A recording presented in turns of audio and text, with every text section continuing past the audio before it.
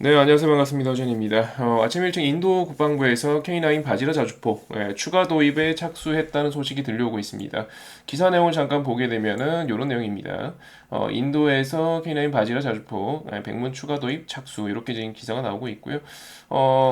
현재 어떻게 보면은 윤석열 정권 들어가지고 핵심적으로 많이 밀고 있는 정책 중에 하나가 대표적으로 원자력이 되겠고 또 하나가 K방산이 되겠죠. 그래서 K방산 관련주들은 이번 정권 내에서는 꾸준하게 계속 체크해서 봐야 될 것 같고요. 특히 단순히 이런 수출 문제뿐만 아니라 K방산이 주목받을 수 있는 여건이 조성이 되고 있습니다. 첫 번째는 우크라이나 전쟁 때문에 지금 현재 유럽 쪽에서도 우리나라 제품들을 많이 도입을 하고 있죠. 두 번째로 우리는 북한 문제를 체크해야겠죠.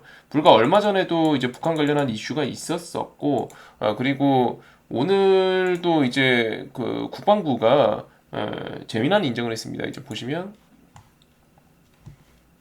자 기사 한번 보여드릴게요. 북한 드론에 용산 대통령 집무실 상공 뚫렸다. 그러니까 사실 최근까지도 용산이 뚫리지 않았다라고 인정을 하고 있지 않았습니다만 이제 용산도 뚫렸다라고 이제 국방부가 인정을 했고요. 관련해서 사실 용산이 뚫렸다는 건 대통령 집무실이 뚫렸다는 거고 우리나라 컨트롤 타워잖아요. 뭐 전쟁이 났을 때 우리나라 컨트롤 타워가 뚫렸다는 거기 때문에 이건 되게 심각한 문제이고 관련해서 이런 이슈들이 계속 반복되고 있죠. 북한이 미사일을 쏘고, 북한이 이렇게 무인기를 보내고, 뭐 이러다 보니까 우리나라 입장에서도 방위산업 관련해서 투자를 계속 할 수밖에 없습니다. 실제로 무인기 사건 이후에 현재 우리나라는 이제 어제도 그래서 이제 무인기 관련주들이 급등을 했었는데 최근에도 계속 이제 투자계 앞으로 뭐 어떤 부대를 창설하겠다 이런 대응을 어떻게 하겠다 뭐 스텔스 무인기 어쩌고저쩌고 하면서 이제 기사들 계속 나왔었잖아요. 이런 것들 좀 참고해 주셔야 될 것 같고요. 그래서 일단 오늘 오전에 K방산 관련 소식이 들렸기 때문에 K방산 관련주들 당연히 체크를 해보셔야 되겠는데 보통 우리가 이제 대형주 라인업을 보게 된다면 화면에 나오고 있는 하나에어로 그리고 현대로템 그리고 뭐 LIG 넥스원 그리고 한국항공우주 이런 것들을 이제 약간 대형주 라인업으로 보고들 있죠. 근데 봤을 때 한국항공우주도 차트가 보시면 이렇게 쭉 올라가다가 이 기본 추세가 깨져버렸죠. 그리고 다시 한번 올라가고 있는데 시장이 반등하면서 올라가는 거지 이 종목이 좋아서 올라가는 그런 모양새는 아닙니다. 대형주 라인업에서 봤을 때는 사실 현대로템 그나마 올라갔던 가격대가 유지가 되고 있잖아요. 그러니까 이때 급등이 나오고 나서 빠졌지만 다시 한번 급등을 해주고 어쨌든 고가권에서 놀아주고 있기 때문에 기본적으로 최근에 시장이 좋지 않았음에도 불구하고 이 정도 시세가 유지되고 있다는 건 누군가 사주고 있기 때문에 누가 받쳐주니까 그런 거고요. 내지는 누가 덜 팔아서겠죠. 차익 물량이 진짜 너무 많이 등장했다면 아마 어려웠을 텐데 그러지 않은 모습이고요. 그래서 현대로템 그나마 좀 나은 모습이고 그 다음에 아까 초기에 나왔던 하나에어로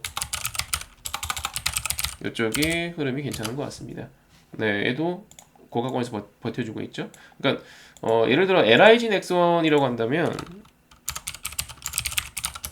얘는 지금 이때의 시세가 유지가 안 되고 깨져버렸잖아요. 이런 건 이제 나쁜 차트. 누가 팔든가 안 사야지 깨지는 거잖아요. 누가 사고 있다면 이렇게 안 깨지는 거니까 우리가 뭐 되게 어렵게 뭐 5일선, 11선, 21선 내지는 어떤 파동 이런 걸 접목해서 볼 게 아니고 그냥 기본에 충실하자고요. 기본에. 그래서 일단 봤을 때 다시 하나 에어로랑 현대레튼 보시면 어때요? 누가 봐도 버텨주는 차트잖아요. 그냥 되게 대단한 이론이 필요가 없습니다. 그냥 누가 봐더라도 그래 위에서 놀아주고 있는 그쵸? 그리고 현대로템 얘도 마찬가지죠.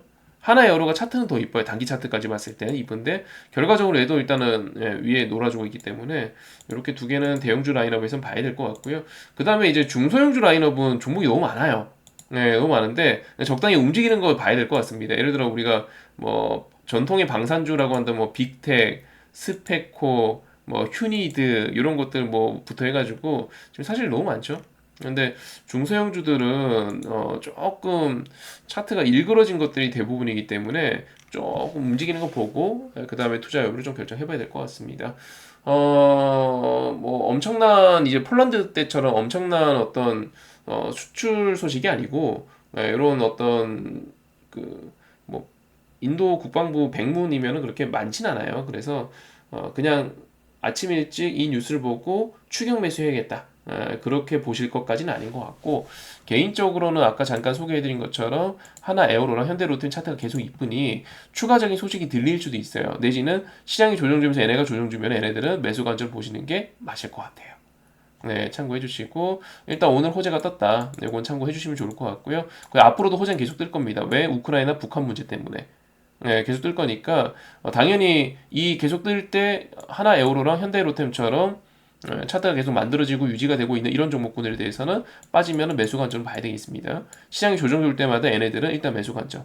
으로 보고 대응을 하시는 게 맞을 것 같고 세 번째는 중소형주들은 그때그때 흐름 보고 좀 대응하는 게 맞을 것 같아요. 밀리도 너무 많이 밀렸기 때문에 좀 흐름 보고 대응하는 걸로 참고해 주시면 될 것 같습니다. 일단 이번 정권 내에서는 이런 방산주들은 계속 주목해서 보셔야 될 것 같고 원래도 이제 뭐 선제 타격 후보 시절에도 이제 선제 타격 이러면서 이제 약간 강대강 대치 기조를 풍겨왔고 최근에는 그 강대강 기조가 명확하게 보여지고 있죠. 북한이 도발하면 우리는 더 세게 도발하겠다. 북한이 미사일 쏘면 우리는 미국의 전략 자산을 전개하겠다. 더 센 어떤 대응을 보여주고 있기 때문에 아마 당분간은 이런 분위기가 이어지게 될 것 같고 또 우리가 예상하지 못했던 북한의 무인기 사건처럼 또 다른 무언가가 등장할 수도 있습니다. 이런 것도 좀 참고해 주셔야 될 것 같아요. 네, 이런 소식들 좀 빨리 듣고 싶으신 분들은 영상 하단에 제가 운영하고 있는 카톡방이 있으니까 링크 클릭해서 놀러와 주시고요. 이번 영상은 여기까지 하도록 하겠습니다. 허전이었습니다.